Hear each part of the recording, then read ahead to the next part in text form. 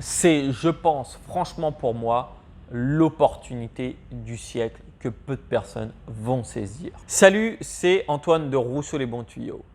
Et là, je vais énerver certaines personnes et tant mieux. Parce qu'on est sur une opportunité pour l'investissement que je ne pouvais pas espérer. C'est quelque chose que j'ai attendu. Tu vois, avant, je me suis formé sur comment bien investir. J'ai regardé les meilleures choses, j'ai regardé comment automatiser, j'ai apporté ma graine, tu vois, j'ai apporté mon truc. Et je me suis dit, un jour, l'économie se cassera la gueule et là, je pourrai avancer. Ben là, c'est peut-être le moment. Sans doute que ça s'est bien cassé la gueule. Mais déjà, voyons pourquoi il y a un bear market. Bear market, ça veut dire quoi? Marché de l'ours. Alors, ça ne veut pas dire qu'on va acheter une peau d'ours avant de l'avoir tué. Petite joke. Non, ça veut dire que, en fait, il y a trois choses qui créent en général un bear market.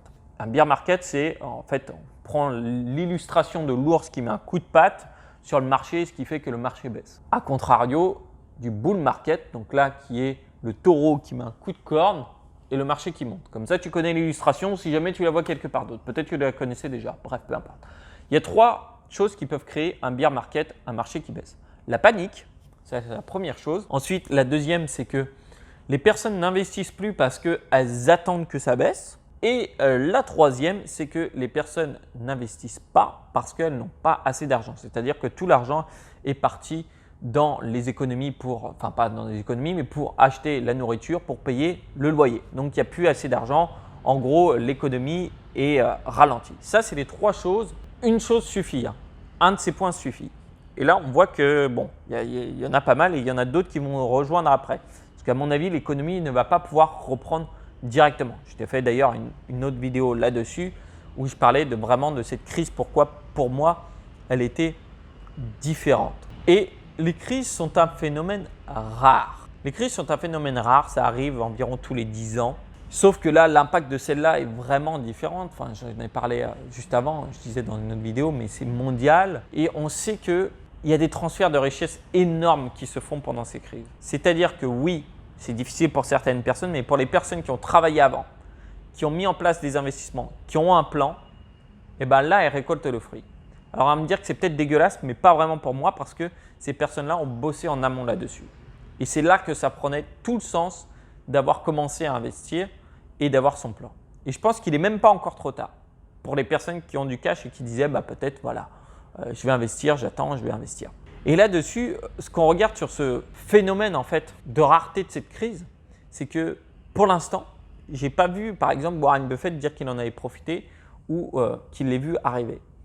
Ray Dalio, qui est un des plus grands gérants de fonds d'investissement et qui était justement une des rares personnes à avoir réussi à prévoir la crise de 2008, sachant que là, on a appris zéro de la crise de 2008. Hein.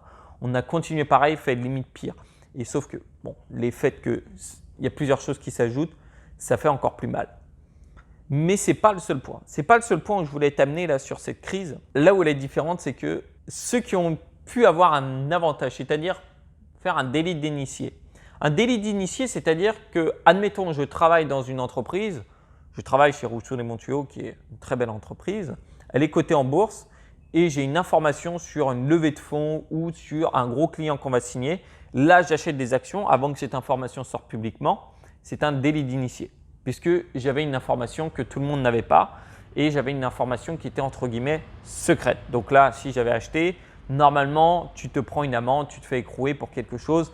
Bon, ce n'est pas quelque chose qui arrive souvent, mais enfin, c'est quelque chose qui arrive très souvent sur les marchés, mais il n'y a pas beaucoup de personnes qui se font pincer là-dessus. Là où je voulais t'amener, c'est qu'on sait qu'il y a eu des personnes dans les congrès, donc tu pourras chercher sur Internet, qui ont vendu leurs actions avant parce qu'elles ont eu d'autres informations sur le corona avant. Eh oui, les informations publiques, les informations d'État, elles arrivaient avant que ça soit sur les médias de masse. Et il y a eu des signaux qui ont été montrés. Alors là, j'ai vu justement, en étant en Asie, j'ai eu des signaux un petit peu avant-coureurs, tu vois. Par exemple, il y a des personnes, j'ai des amis de Hong Kong qui ont de la famille en Chine, notamment à Wuhan, qui avaient déjà eu des informations là-dessus sur ce qui se passait. Ce qui fait que Hong Kong, les personnes qui vivent à Hong Kong ont eu un sentiment où direct ils se sont mis en sécurité. Ils ont sorti les masques, ils ont évité de sortir, on se lave plus les mains, on met plus du gel, tout ça. D'accord ? Et là, j'ai trouvé ça un petit peu intéressant parce que c'était plus que le monde de la finance qui avait les informations. C'était aussi ceux qui étaient proches des personnes à qui c'est arrivé et des personnes qui sont dans les hautes sphères des États, qui ont pu avoir des informations là-dessus. Et le fait que le marché soit vraiment bas ouvre beaucoup d'opportunités. On ne sait pas si ça va baisser plus, on ne sait pas ce qui va se passer. Parce que justement, c'est tout ça. Le truc, c'est de vouloir timer la crise, c'est-à-dire d'acheter à un certain moment. Il va y avoir 3 grands groupes de personnes. Tu as le premier groupe qui va se mettre à investir maintenant et qui se dit bon bah je vais perdre un peu plus dans le long parce que peut-être qu'on va rentrer sur une récession et je sais que pendant un an, voilà, je vais voir mon portefeuille qui est dans le rouge. Et là où cette opportunité est aussi différente, c'est il va y avoir 3 grands groupes sur vouloir timer pour se dire acheter au meilleur moment, chronométrer en gros. Les personnes qui n'ont pas du tout investir. Parce qu'avant attendre et hop, elles vont rien faire. Ça c'est, je pense, qui va arriver au plus de personnes. C'est quelque chose qui est très courant, qui est normal. Il y a des personnes qui vont investir aussi et qui vont se dire bon bah c'est pas grave, j'investis maintenant et ça va sans doute continuer de baisser un peu, peut-être. Ce qui est une possibilité qui est plus ou moins forte. Mais ça va baisser. Et donc ça veut dire que pendant un an, tu vas voir ton portefeuille dans le rouge si tu fais partie de ce groupe-là. Mais sans avoir spécialement peur parce que tu investis des parts d'entreprise. Tu achètes des parts d'entreprise ou tu as acheté des crypto-monnaies, des monnaies alternatives. Bref, peu importe, tu vois, peu importe ton investissement. Mais tu sais que voilà, pendant un an, bon, ça ne va pas être joyeux, mais après, bon là, ça va être royal quand ça va commencer à remonter parce que la consommation ne va pas s'arrêter, les gens ne vont pas arrêter de vivre. Et le troisième groupe, ça va être ceux qui vont timer parfaitement, donc acheter au plus bas de la crise. Et là, statistiquement, il y a vraiment peu de personnes qui vont réussir. Il y a vraiment peu de personnes. Mais le truc, c'est que la plupart des personnes vont se dire qu'elles vont faire partie de ce groupe.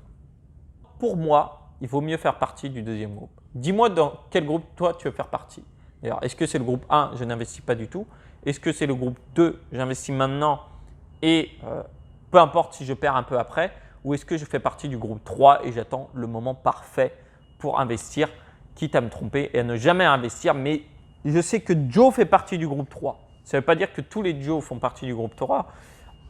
Il y a des personnes intelligentes qui vont faire partie du groupe 3. Et avant de te parler un petit peu justement de la direction qu'il faut prendre là sur un marché qui est comme ça, il faut penser à cliquer sur le bouton s'abonner. Je vois qu'il y a beaucoup de personnes, en fait je suis du je tape pour vous. Et ça me fait mal. Je suis limite en train de pleurer sous ma douche. On ne se rend pas compte. Mais quand tu vas dans ton tableau YouTube et que tu vois qu'il y a des dizaines de milliers de vues, mais que le taux d'abonnement est très faible, bah ça fait mal au cœur. Ça fait mal au cœur ici. Alors arrêtez de me prendre pour du jetable. Je suis au moins recyclable. Au moins recyclable. Donc pense à cliquer sur le bouton t'abonner et sur le pouce bleu. Ça c'est important. On ne clique pas que sur le bouton s'abonner. Parce que sinon YouTube il ne sait pas que ma vidéo est intéressante et YouTube je ne sais pas pourquoi. Des fois il a du mal à comprendre les vidéos intéressantes. Alors aidons-le un petit peu. Parce qu'il n'est pas très intelligent l'algorithme de YouTube. Hein. Sinon on éviterait de voir un petit peu de la merde là, sur les trucs qui sont toujours dans la décadence, on va dire. Et quelle direction il faut prendre sur ce marché-là? Bah, je pense que là c'est le moment où il faut être le plus à même de se concentrer sur son plan. De vraiment se dire ok, je suis mon plan, je me fais un plan maintenant, je commence, j'investis bien, j'investis dans les règles de l'art. C'est-à-dire que je me forme, peu importe le moyen que tu te formes, que tu achètes mes formations, celles de quelqu'un d'autre, que tu prennes un code, j'en ai rien à faire. Mais il faut investir en ton compte propre. Parce que quand on voit les assurances vie, comment elles dégringolent et qu'on ne comprend pas ce qu'il y a dedans, parce qu'on est passé par sa banque, il faut se dire que c'est les mêmes qui nous ont mis dans la merde. Donc à un moment, je pense qu'il faut arrêter de leur faire confiance. Moi, j'éviterais de mettre trop d'argent dans certaines banques. Voilà. Donc faire son plan, investir de la bonne façon. C'est-à-dire que ce n'est pas le moment d'aller analyser les entreprises une par une. Tu n'as pas le temps. Les analyses d'entreprise, ça met du temps d'aller chercher les chiffres, d'aller chercher ce qu'elles vont faire dans leur futur, d'analyser tout ça et de comprendre, d'avoir les bonnes méthodes, ça met du temps. Et en plus de ça, ce n'est pas une méthode qui fonctionne. C'est-à-dire que statistiquement, si tu investis en diversifié et automatique, tu bats 95 à 97% du marché. C'est d'ailleurs ce que j'explique dans un atelier et c'est d'ailleurs comment Bourse Domination t'explique comment le mettre en place étape par étape. Et en plus de ça, ça te prend que 5 à 10 minutes par mois et tu n'as plus à y penser. C'est-à-dire que tu n'as plus à réfléchir, à aller regarder à chaque fois les cours des actions et tu es tranquille. Tu es tranquille. C'est la méthode, franchement, c'est une méthode pour moi qui est hyper intéressante et qui est peut-être la mieux. Pour l'instant, c'est la meilleure que j'ai trouvée Et comme j'ai pu l'automatiser un maximum, c'est celle que je préfère. Donc cette méthode-là, je t'en parlerai dans un atelier juste en dessous, mais franchement, pense-y. Et oui, ce n'est pas sexy, je te l'accorde. Mais par contre, c'est celle qui va te permettre de gagner plus d'argent sur 2 points. Déjà parce que statistiquement, elle fonctionne mieux, pas c'est mieux. Et deuxièmement, parce que tu vas gagner plus de temps. Et ce temps-là, tu vas pouvoir l'utiliser pour t'activer d'autres sources de revenus. Et si tu t'actives d'autres sources de revenus, tu alimentes plus ta machine à investir. Si tu alimentes plus ta machine à investir qui fonctionne en automatique, tu gagnes plus d'argent, ce qui te permet d'investir dans d'autres choses, ce qui te permet de passer plus de temps là où tu veux, ce qui te permet d'aider les personnes que tu veux. Et c'est là que ça devient intéressant justement d'investir en automatique et diversifié. Alors maintenant, je t'invite à rejoins directement l'atelier. Clique en dessous et oui, il y a une présentation d'une formation à la fin qui est payante. Je t'ai dit, c'est Bourse Domination. Mais déjà dans l'atelier, tu verras pourquoi investir en automatique, comment on investit en automatique. Je te montrerai pourquoi, quelle méthode justement j'utilise et je te dirai à quel moment c'est le meilleur moment pour investir. Alors, tu as juste à cliquer en dessous, tu mets ton prénom, ton adresse mail et je te retrouve directement. Cet atelier, il va faire peur à ton banquier. Allez, à tout de suite. Ciao. Enfin, je dis à tout de suite, je dis le ciao, mais je vais te dire bonjour dans 2 secondes dans l'atelier. Donc, bon, peu importe.